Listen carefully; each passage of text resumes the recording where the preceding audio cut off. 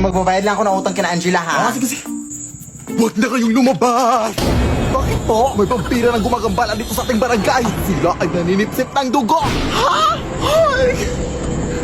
Nanipsip din ba sila ng pigsa, ate? Ang tagal lang kasi ng pigsa ko dito sa paa. Ayaw mag-heal. Ay, pwede naman siguro. Magpa-extra service ka na lang.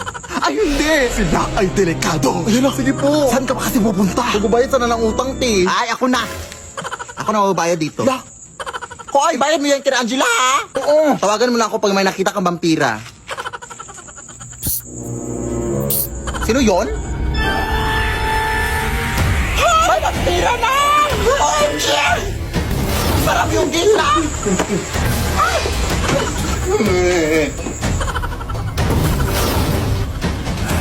Tolong mga kapitbahay! Huwag mo akong sipsipin, kuya. Tawag ka sa akin!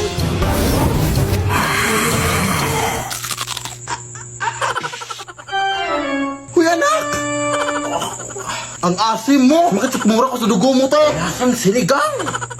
Ay, wow, ha? Ikaw na nga itong naka-free drink. Ang OA mo pa. Huwag po ako, sir. Abay, siyempre, baka masuka na ako. Ang papangit nyo. Ay, aray, putang ina mo! Manlalait ang putang ina ka, ha?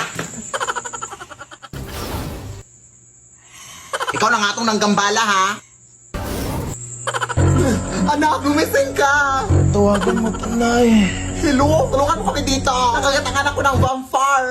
Vampire, ay? Oh, sige, sige. Papunta na ako dyan. Ano bang nangyari dito?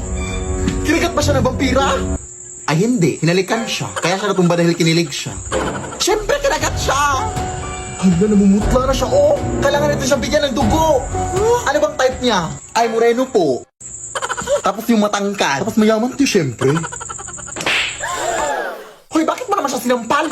Ang landi eh. Pet peeve ko kasi yung mga malalandi. Kailangan talaga ng dugo.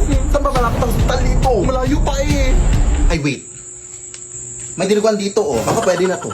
Ha? Adik ka man, oy. So, okay lang yan, oy. Favorite naman niya yan. Hoy!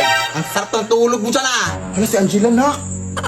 Akala ko ngayon ka na mababayad ng utang mo. Ha? Akala ko binayad. Lah, ang bilis. Vampire di ata yun.